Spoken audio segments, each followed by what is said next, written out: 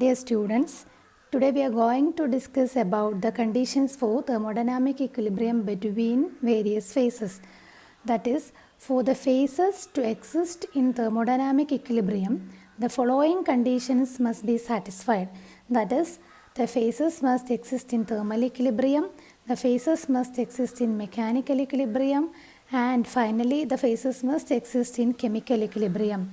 That is, the first condition is the phases must exist in thermal equilibrium. That means that the temperature of the all phases must be equal. Suppose imagine three phases alpha, beta and gamma.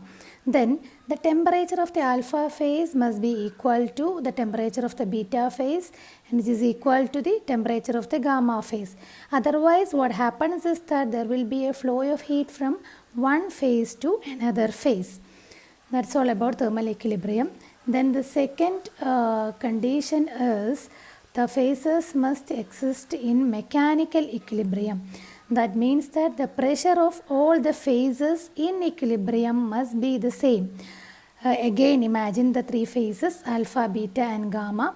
Then pressure of the alpha phase must be equal to the pressure of the beta phase, which is again equal to the pressure of the gamma phase. Then otherwise what happens is that the volume of one phase will increase at the expense of the another phase. When this condition is satisfied, then only the phases will be existing in mechanical equilibrium. Then the next criteria is the phases must exist in chemical equilibrium. That means that the chemical potential of a particular component must be same in all the phases present in the equilibrium. We can explain this with an example. Again consider in three phases alpha phase, beta phase and gamma phase. Then mu is the chemical potential of the component, namely 1. Our component is 1, so chemical potential of that component is mu1.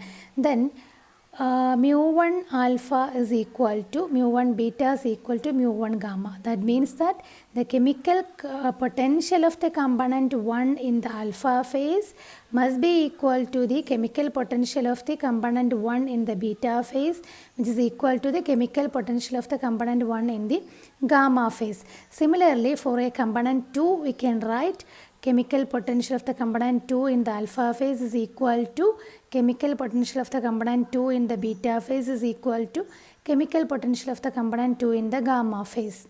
So when these conditions are existing, then we can say the phases are existing in chemical equilibrium. Then we can prove the we can give a proof for the above fact. That is, for that, consider a system in which a pure substance is distributed between two phases. Suppose alpha and beta be the two phases which is existing in equilibrium, and a pure component is present in both the phases alpha and beta. Then the chemical potential of the pure substance in alpha and beta phase is mu alpha and mu beta. That is, mu alpha is the chemical potential of the pure substance in the alpha phase, and mu beta is the chemical potential of the pure substance in the beta phase. Then the free energy of the system can be defined as it is a function of temperature, pressure, number of components in the alpha phase, that is N alpha, and number of components in the beta phase, that is N beta. Here N alpha and N beta is the amount of the substance in the alpha and beta phase.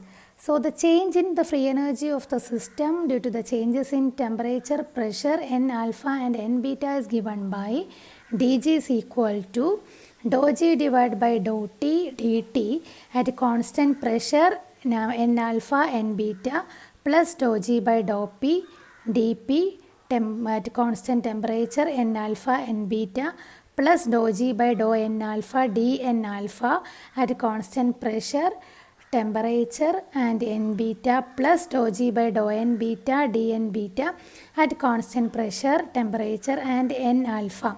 We can rewrite this as follows. That is, dG is equal to we can give this dou G by dou N alpha or dou G by dou Ni. We can substitute it as mu. that is dou G by dou Ni is the mathematical equation for the chemical potential. So mu is equal to, generally we can say mu is equal to dou G by dou Ni. For the ith component, the chemical potential is dou G divided by dou Ni. Then for the component alpha, it will be mu alpha is equal to dou G by dou N alpha. So we can rewrite the equation as follows, that is dou G by dou T dt plus dou G by dou P dP plus this dou G by dou N alpha will be changed as mu alpha dN alpha plus mu beta dN beta. Then consider a situation, that is, consider a case in which a particular amount of the substance, namely dN, is transferred from the alpha phase to beta phase at equilibrium, that is at constant temperature and pressure condition. Then here what happens is that the condition is at constant temperature and pressure conditions, that is dG at constant temperature and pressure. Then the dt terms and dP terms will be equal to 0. Then we only have the chemical potential terms, that is mu alpha and mu beta terms will be there in the above equation. So we can write dG is equal to mu alpha into minus dN, that is an amount dN of the substance is transferred from alpha to beta phase. So from the alpha phase, an amount of dN is transferred to the beta phase. So the alpha phase has been lost that amount, so we have given a negative sign, and this beta phase has gained that particular amount, so we have given it as a plus sign, that is plus dN. That is plus dN have been gained by the beta phase, and minus dN means a particular amount of substance has been lost by the alpha phase. These all changes are taking place in the equilibrium. We have to note that particular point. So we can write this equation as mu beta minus mu alpha into dN is equal to dG. Then if we are considering a closed system at equilibrium, then dG will be equal to 0. So we can rewrite the equation as 0 is equal to mu beta minus mu alpha into dN. That is mu beta minus mu alpha is equal to 0. Or we can say mu beta is equal to mu alpha. Mu beta is equal to mu alpha means chemical potential of that particular component in the beta phase is equal to chemical potential of that particular component in the alpha phase. So we have been proved the above condition, that is chemical phases must exist in chemical equilibrium. That is, for that what the criterion is that the chemical potential of a particular component in one phase must be equal to the chemical potential of the component in the second phase. So that is the meaning of this mu beta is equal to mu alpha. So we can consolidate the three conditions, that is phases must exist in thermal equilibrium, phases must exist in mechanical equilibrium, and phases must exist in chemical equilibrium.